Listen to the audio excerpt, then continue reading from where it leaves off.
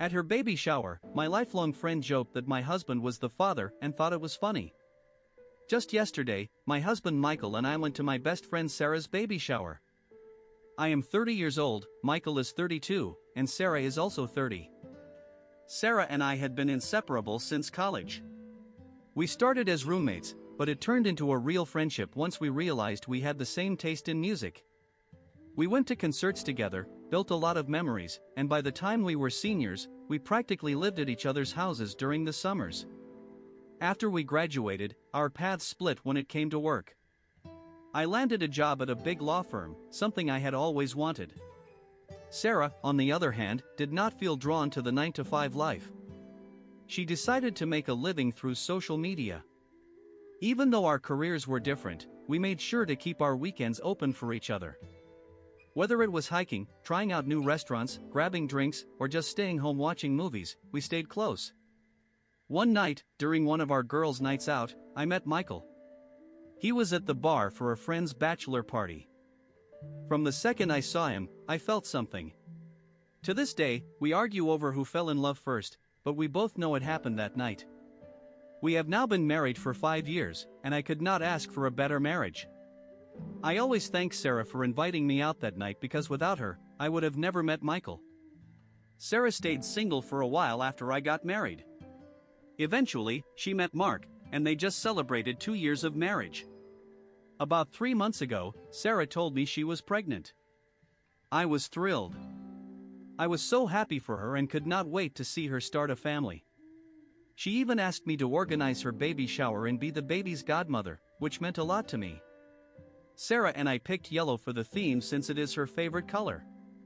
I stayed in regular contact with the caterer to make sure everything went right, especially the cake delivery. Thankfully, I had already worked with the same caterer during my brother's wedding, so it was easy. The day of the baby shower, we showed up early to make sure everything was perfect. Mark met us at the door and told us Sarah was still getting dressed. As we set up, I noticed the cake was off-center on the table, exactly the kind of detail Sarah would want fixed, so I moved it into place. Guests started showing up shortly after, and it was great to see some old faces from college. It had been years, so it felt good to catch up. Sarah came out wearing a bright yellow dress that matched the decorations. She was glowing, and everyone congratulated her.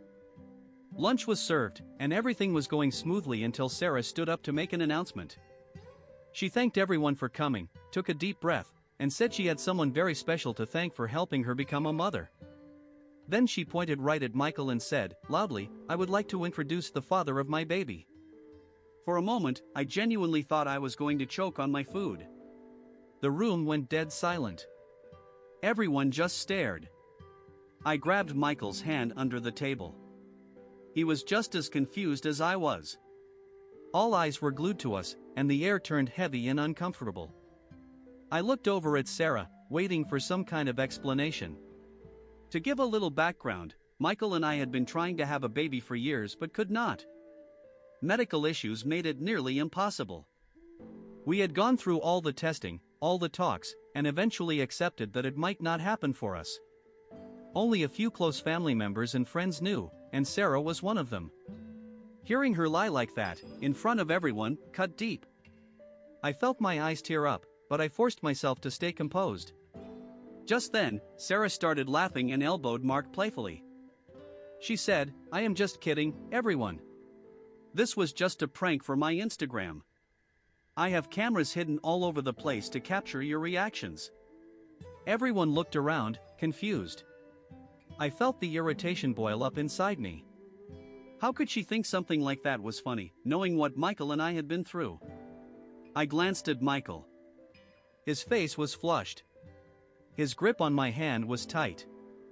I could see how humiliated he felt. Some people let out nervous little laughs, but mostly, everyone looked uncomfortable. Mark did not even crack a smile. He looked embarrassed and shot a quick apologetic glance at Michael. Mark and Michael had become good friends over the years, so I am sure Mark felt awful. I made the decision not to confront Sarah right then and there. I did not want to ruin her day, even though she had already ruined it for me. We played some games after lunch and opened presents. Sarah acted like nothing had happened. She bounced around, talking to people and snapping pictures for her social media. Michael had quietly told me he wanted to leave right after lunch, but I asked him to hang on. I did not want to make a scene. I promised him we would talk to Sarah later. Mark must have had enough too, because all of a sudden, he stood up with a hard look on his face. He asked Sarah to come outside for a second. Everyone could hear them arguing even though they had stepped outside. Mark's voice grew louder until we all heard him say, "I cannot believe you would pull something like this. These are our closest friends. This is not just a joke, you embarrassed me too."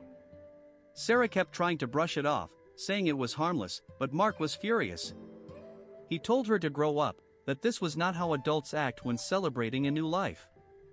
The whole party froze. No one spoke. No one moved.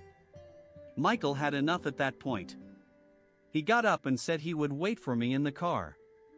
Even though I still cared for Sarah, I could not blame my husband one bit. When Michael left, it seemed to finally click for Mark how badly hurt we were. He turned to Sarah and said, "I am done. I will love this child, but I am finished with you. I cannot be with someone this immature." Sarah broke down in tears right there. Mark walked out. The room was stunned. I could not even wrap my head around what just happened. A few minutes later, I decided to leave too. I did not say goodbye. I just went home to be with my husband. When I got home, Michael was sitting on the couch, still in shock. Later that evening, Mark sent a message to both of us apologizing for what happened. He said he had no idea Sarah planned to pull that stunt and that he was sorry we got dragged into it. We appreciated hearing from him. We never blamed Mark. But the next morning, I woke up to a series of messages from Sarah. She said she pulled the prank because she was stressed and wanted a funny video for her Instagram. She asked why I left without saying goodbye. She also asked if I could drive her to her gynecologist appointment. At that point, I had enough. I politely told her that what she did was disrespectful and that both Michael and I felt deeply uncomfortable. I explained that I needed a break from her and would not be able to drive her anywhere that day. Sarah did not take it well. She accused me of being a terrible friend for leaving her when she was vulnerable. That hurt more than I expected. When I showed Michael the messages, he was just as upset as I was. He said we should not respond anymore until she realized how wrong she was. I sent Sarah one last message. I told her I would not be speaking to her until she apologized to both of us. I warned her that if she posted that prank video online, I would take legal action. Instead of apologizing, Sarah doubled down. She said she did not do anything wrong. She even accused me of being jealous of her pregnancy. I could not believe it. After all the time and energy I had put into supporting her, this was her view of me? She later messaged saying she would not upload the video but begged me to be there for her because her husband had not come home the night before.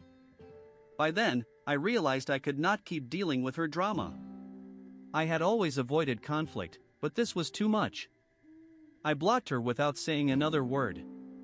Now I find myself wondering, was I wrong for walking away from my pregnant best friend after the stunt she pulled on us? Update 1. It has been about a week since my last update, and a lot has happened since then. I want to start by saying that Sarah has never been the type to pull jokes or pranks, which is why her behavior caught me completely off guard. I have known her since we were both in our 20s, and not once had I seen her act like that. Anyway, when Mark said he was leaving Sarah, he was not bluffing. My husband spoke with him over the weekend, and it turns out Mark has already started looking for a divorce attorney. Ever since that day, Sarah has been calling and texting him non-stop, begging him to come back and forget about what happened. Mark has not responded to her messages. Out of nowhere, Sarah even accused him of having an affair with me. He is just heartbroken because the woman he married is not the same person anymore. Since I had already blocked Sarah, she could not reach me directly, so she decided to send a long, nasty message to my husband. She accused him of ruining our friendship and said he was not much of a man since he could not get me pregnant. When my husband showed me her message after work, I was absolutely livid. Up until then, I had been trying to give her the benefit of the doubt, thinking maybe her behavior was tied to pregnancy hormones. But after what she said about my husband, I knew it was time to act. Since I had been the one who organized the baby shower, I was also the one who handled the baby registry. I had spent countless hours with Sarah, helping her come up with a full list of everything she would need for the baby. Still, she insisted we add ridiculously expensive items that not all the guests could afford. During the shower, I noticed that some guests stuck to the list, while others brought practical gifts that were not listed. Sarah looked disappointed when she opened them. I had originally planned to buy her a few of the high-priced items as a surprise. But after she crossed the line with my husband, I canceled the order immediately and deleted the entire baby registry. If she wanted one, she could build it herself from scratch. A few days after the baby shower, the caterer reached out to me for final payment, but honestly, I had been so caught up dealing with Sarah's mess that I had forgotten about it. Originally, I had planned to surprise Sarah by paying half of the catering bill as a gift. The other half was due after the event. I called the caterer and explained everything that had happened. She was understanding and told me that since the contract was under Sarah's name, they would bill Sarah for the remaining balance. I felt relieved. I did not want to spend another cent on someone who had shown me and my husband such disrespect. When I told my husband about it, he found the whole situation pretty amusing. I had thought about reaching out to Sarah one more time over the past few days, but after the message she sent to my husband, I realized there was no point. Thanks to the support I have received from friends and others, I finally recognized just how toxic Sarah's behavior had been. Thinking back, there had been plenty of small moments where she put me down, but I had brushed them off. I am done giving her chances. I plan to stay positive and move forward with my life. I have no intention of wasting more of my energy on her. Update 2. Honestly, I should not even be surprised at this point. Just a few days after I spoke with the caterer, I received an email from Sarah. As soon as I saw her name pop up, I knew it would not be good. In the email, she accused me of being cheap for not paying the full catering bill, even though she knew I could afford it. She said I had always been stuck up because I came from a wealthy family and said she was glad I would never be able to have children. She went on to claim that she had used me for years to make her life easier. Then she called me ugly more than once and said I did not deserve my husband. She even claimed my husband only married me for my money because someone like me was too unattractive to be with a man like him. She also called me a string of awful names and blamed me for ruining her marriage. The entire email was packed with nasty language and every insult you could imagine. When I showed it to my husband, he was furious. Over the years, we had gone out of our way to help Sarah. We had been there for her during all her heartbreaks, even taking her on vacations with us and paying for her flights and hotel rooms more than once. My husband even helped Sarah's parents repair their home and lent them money when they needed it. We treated her like family. After reading her email, my husband immediately contacted Mark and invited him over for dinner so we could talk. When Mark arrived, we showed him the email. He was disgusted. He also showed us messages Sarah had sent him, messages full of similar language, along with baseless accusations of him cheating on her. It was heartbreaking to see how far Sarah had fallen. She was no longer the friend I had once known. Mark told us he had hired a respected divorce attorney. Following his lawyer's advice, he had not responded to Sarah's angry messages but instead kept screenshots of everything she sent. He even photographed the email she sent me to add to his documentation. Since my first post, I have had a few people reach out suggesting Sarah might have a medical condition affecting her behavior. I want to make it clear, Sarah has always had a temper. Even back in college, I had seen her lose control and curse at people in public places. She just had never directed that anger at me before. Still, my husband and I decided it was best to inform her parents. We shared everything with them, all the messages and the email. It would be up to them whether they thought she needed medical help. As for me, I have no plans to unblock Sarah or respond to anything she sends. I have given more than enough chances to someone who clearly has no respect left for me or my husband. I am focusing on my future now, with my husband and our dogs by my side.